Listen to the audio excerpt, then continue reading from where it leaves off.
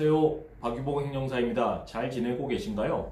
오늘은 제가 기초생활수급자 지정과 기초생활수급자 지정에 따른 부양의무자 기준, 그리고 부양의무자들께서 이 기초생활수급자에 대해 가지고 부양을 거부하거나 기피 소명하는 그런 자료를 제출하는 경우가 있습니다. 그런 내용에 대해서 전반적으로 설명을 좀 드릴 테니까요. 잘 들어보시고요. 도움이 되시면은 유튜브 구독, 좋아요 눌러주시기 바랍니다. 기초생활수급자는 통상 우리나라의 예를 든다면 보건복지부 또는 복지로라는 그 홈페이지 사이트가 있습니다. 거기에서 좀 들어가셔가지고 궁금한 사항을 열람하실 수가 있고요. 각 시군 구청에 복지정책과나 사회보장과가 있는데 이곳에서도 또 도움을 받으실 수 있고, 가까운 행정복지센터에서도 각종 증빙 서류라든가 자격 요건들을 잘 확인할 수가 있습니다. 먼저 기초생활수급자에 해당하는 자격 요건이 두 가지가 있는데요. 그 두 가지에 모두 해당이 되어야 신청이 가능합니다. 먼저 첫 번째로 소득 인정액이 중위소득의 30에서 50% 이하 기준 중위소득 조건이 맞아야 한다는 거고요.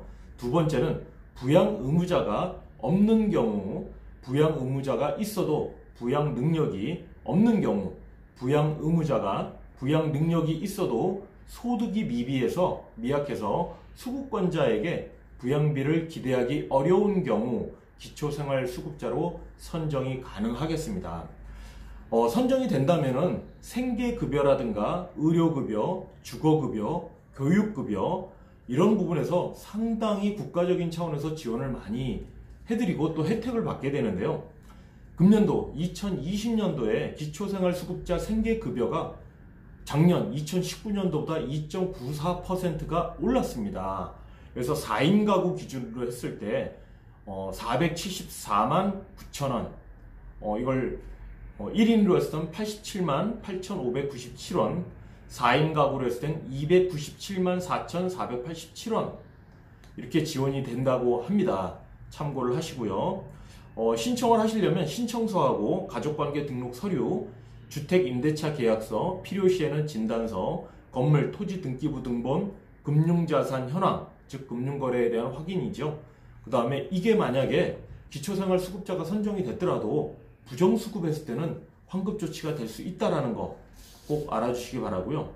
부양의무자의 어떤 기준이 있겠죠. 부양의무자는 누구일까요? 바로 소득, 재산 수준이 수급 기준에 부합할 정도로 가난하더라도 일정 이상의 어떤 소득이나 재산을 가진 일촌, 직계 혈족입니다. 즉 부모나 자녀가 해당이 되고요. 및 배우자도 해당이 됩니다. 해서 생계급여 등을 받을 수 없도록 한 제도인데요.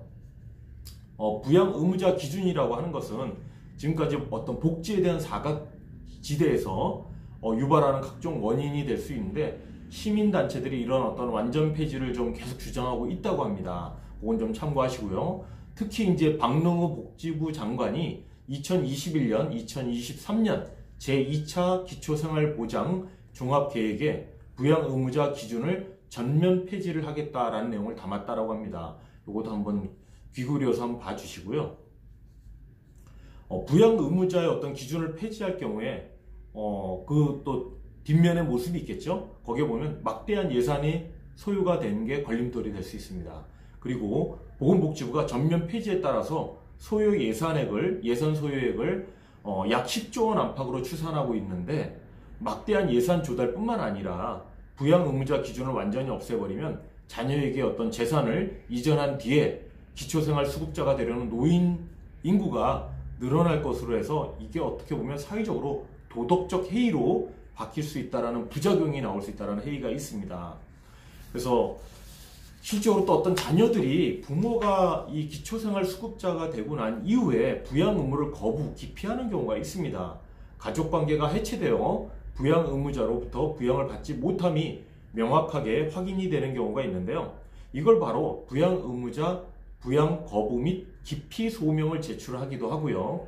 가족관계 단절서를 통해서 인후보증까지 제출을 하기도 합니다. 해서 부양의무자는 거기에 따른 재산소득 조회 동의를 꼭 반드시 해야 되고요. 특히 이제 이렇게 기피하는 경우가 어떤 경우가 있냐면요. 과거에 부모가 자녀를 유기, 방임, 학대를 해서 아동 보육시설에 이렇게 맡겨졌다든가 또는 도박, 외도, 가출 또는 가정폭력에 의해 가지고 불화로 인해서 오랜 기간 이렇게 부모, 형제지간에, 가족지간에 연락을 하지 않았다는 어떤 사유, 명확한 사유가 있어야만 이 신청서를 제출할 수 있고요. 신청을 제출했다 하더라도 다 받아들여지지 않습니다.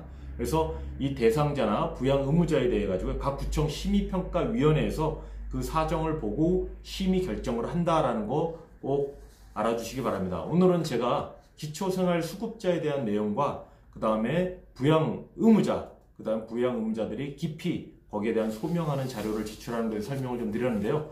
도움이 좀 되셨으면 좋겠습니다. 감사합니다.